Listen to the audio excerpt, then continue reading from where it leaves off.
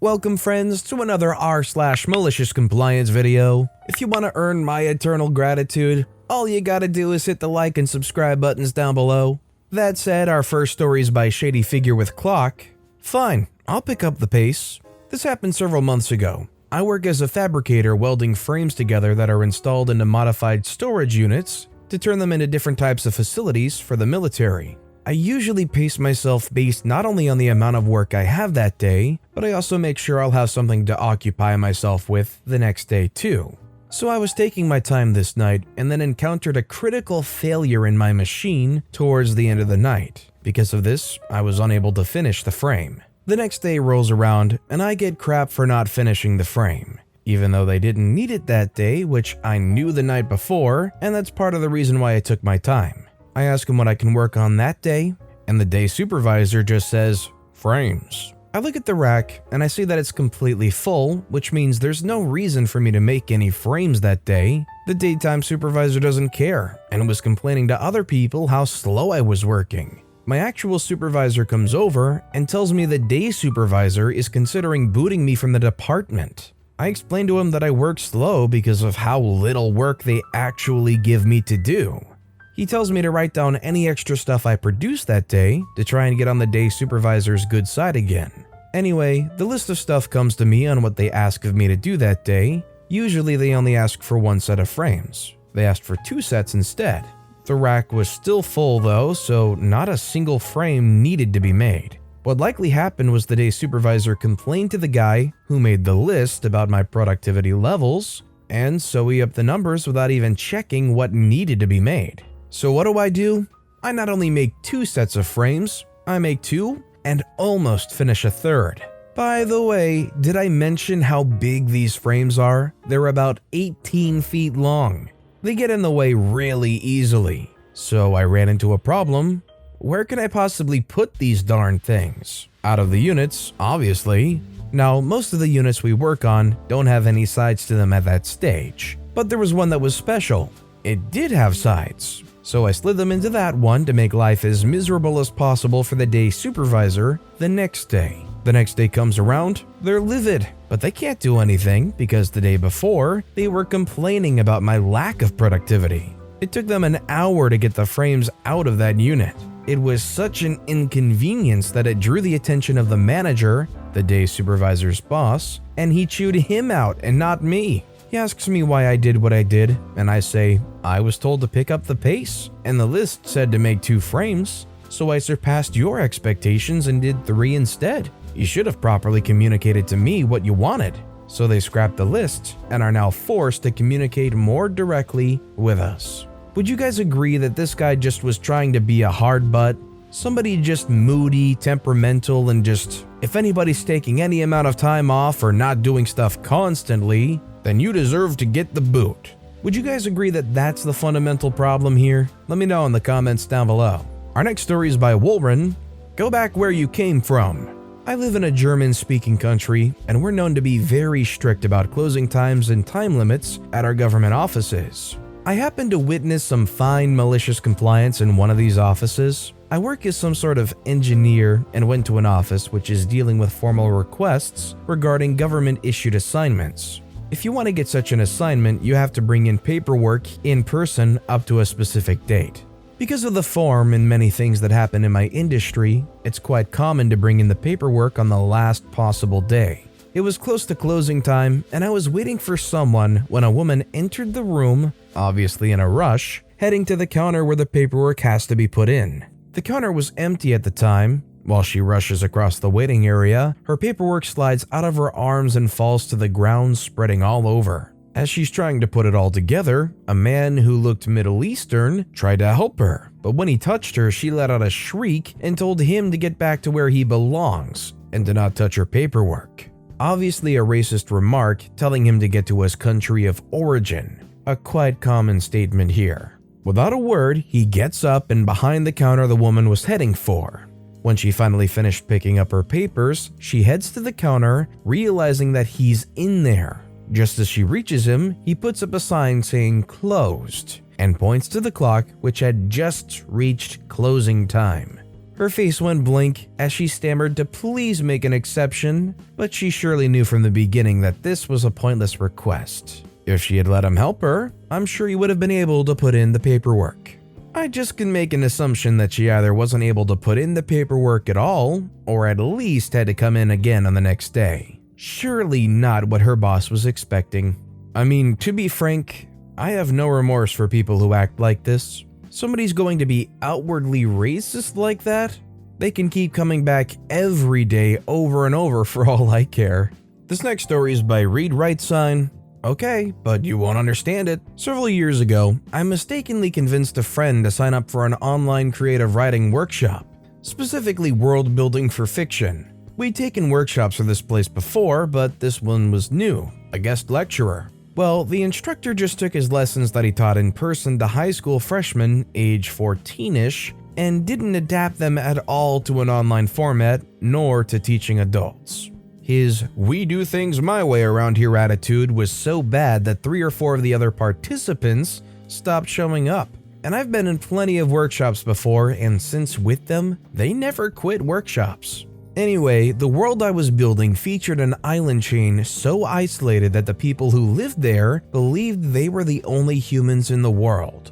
There was a little magic going on too. It wasn't as boring as I make it seem, but that's not really relevant. My friend was writing stories about a generation ship headed out to a distant galaxy. For the last assignment, after I'm already well and tired of his patronizing attitude, I know what the difference between a simile and a metaphor is, thank you.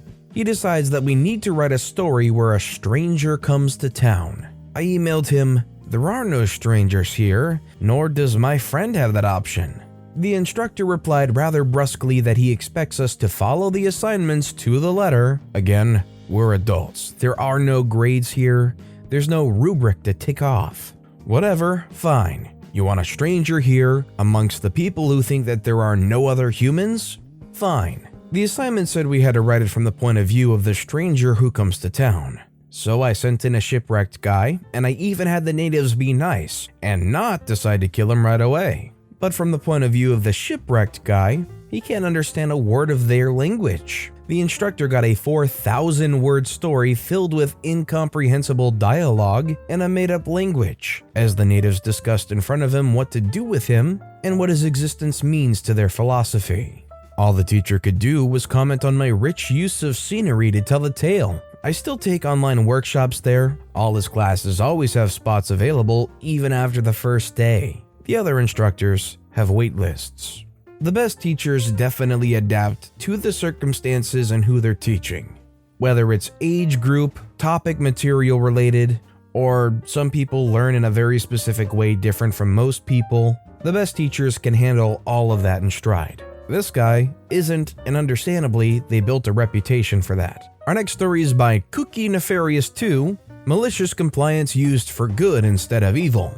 My story occurred many years ago when I worked at a regional supply warehouse for a company who specialized in a certain kind of widget.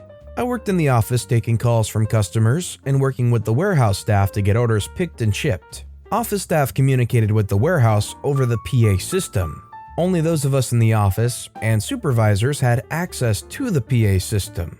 Protocol was that we would state the person's name we were communicating with first, and then state whatever we had to say. We were to repeat it at least once. Being easily bored, I never repeated things exactly the same while injecting subtle humor where I could. All of it professional and above reproach, of course. There was a quality control department of 2 people who monitored the warehouse staff and helped when things went awry. These people knew the warehouse from end to end and were often called to find widgets that went missing.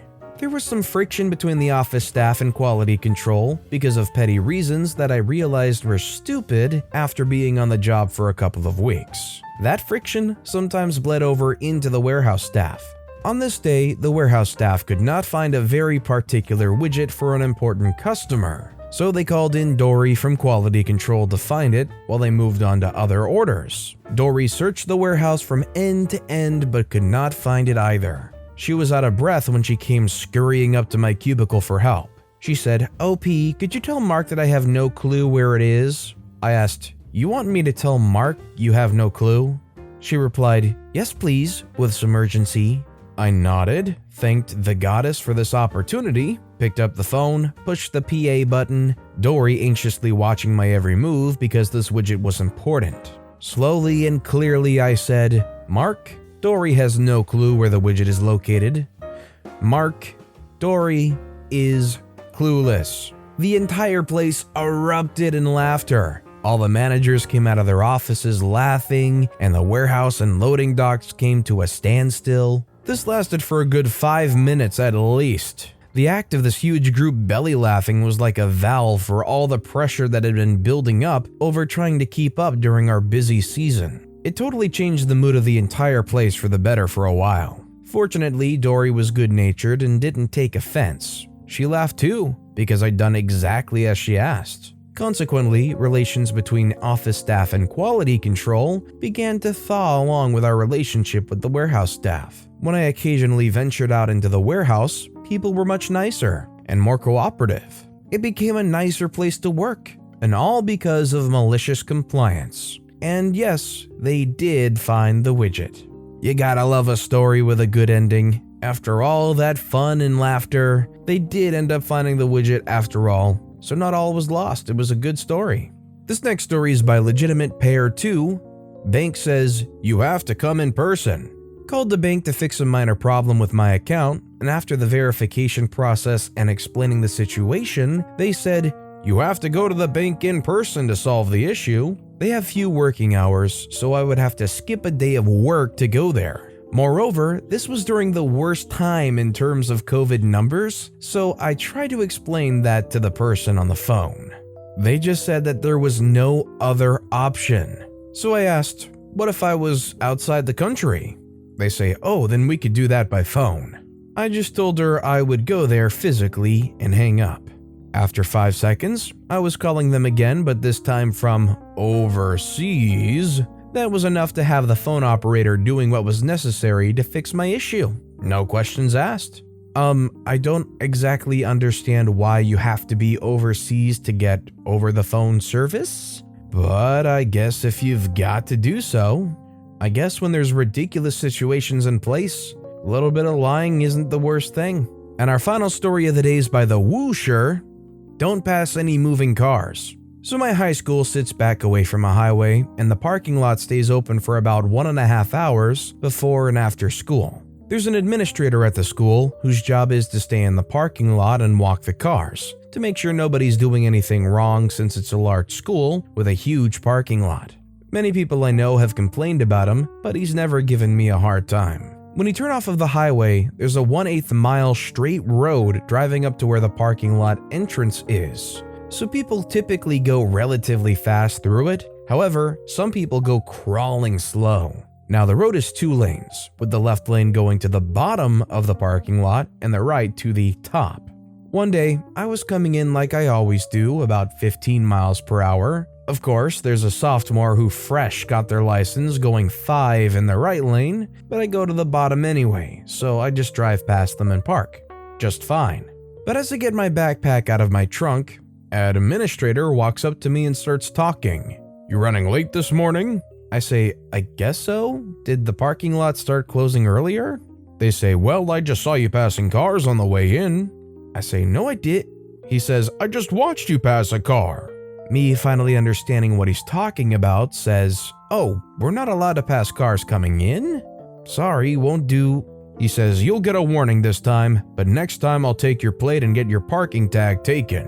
Now, this really ticked me because I've been driving to school for 3 years and never had a problem with my speed, much less for passing. I say, "So we can't pass cars in here, even if they're going slow?" He says, "You shouldn't be passing any moving vehicles." Bad wording.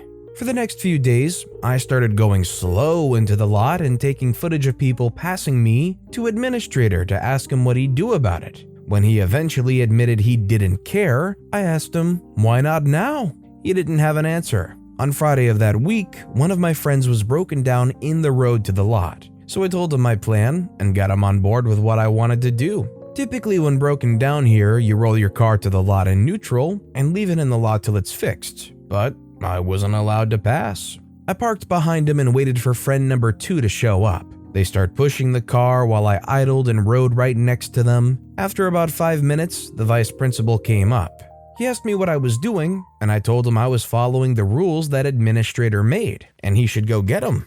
VP tells me to just go, but I insist on following the parking manager's rules. At this point, 10 cars were lined up in either lane, getting more pissed by the minute. Administrator comes up with VP, and administrator immediately looks like he ate a scat sandwich. He tells me to just pass people, as long as I drive safe. Other than odd looks, he never gave me a hard time again, but he still leaves extra warning notes on my car for petty things, such as parking too far over in my space, or for not having headlights on instead of running lights. At the end, OP says they never gave them a hard time again, but I would say leaving extra warnings for very menial things is probably still a hard time worthy kind of thing. I'd be annoyed to high heck if every so often I kept going out there to a warning on my car because I was too far over in the lane, or for using the wrong light mode. I'd tell the guy to get a job, but to be fair, I guess it kind of is his job. But with that being said, that's all the time we have for today. So of all these stories I've read today, which is your favorite and why? Let me know in the comments down below. And if you haven't yet, if you could like and subscribe, that would mean a lot to me. Whatever you do, whether it's liking, subscribing, turning notifications on, all of it helps grow this channel and I appreciate the heck out of it. So until next time, I'll see you all tomorrow with some more stories.